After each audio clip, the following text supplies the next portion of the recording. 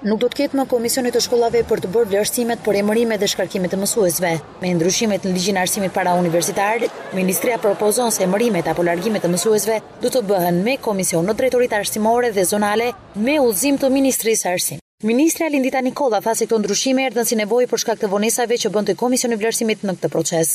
Për çdo që mendon se ka prapaktheu në këtë proces, ne jemi të gatshëm që ashtu sikurse sindikatat apo fondacioni Soros propozon, që kërkojnë që thjesht të shtohet janë dakord me gjithë përcaktimet, por procedurat e konkurimit dhe komisionit të përcaktohen me udhëzim të ministrit. Proceset konkurruese të kishin komisione, problemi ishte që me udhëzimin e ministrit ne të përcaktonin komisione që realisht adresonin situatën konkrete.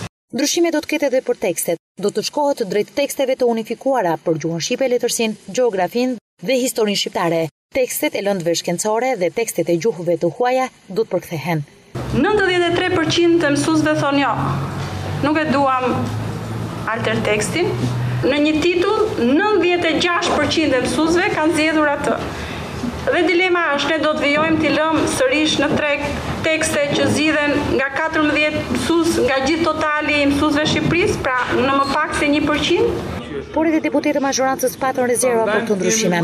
Unë së pari do të them kryetarit të komisionit që isha caktuar si relator i këtij ligji bashkë me zonën Rista. Të kërkoj një mirëkuptim që të tërhiqem si relator. Vjen keq ta them që jo të gjithë, por një pjesë e madhe botuese u kthyen në firma drejt për drejt fitim prurë se pa pasur një qëllim vetvete proceset e cilësisë së arsimit shqiptar.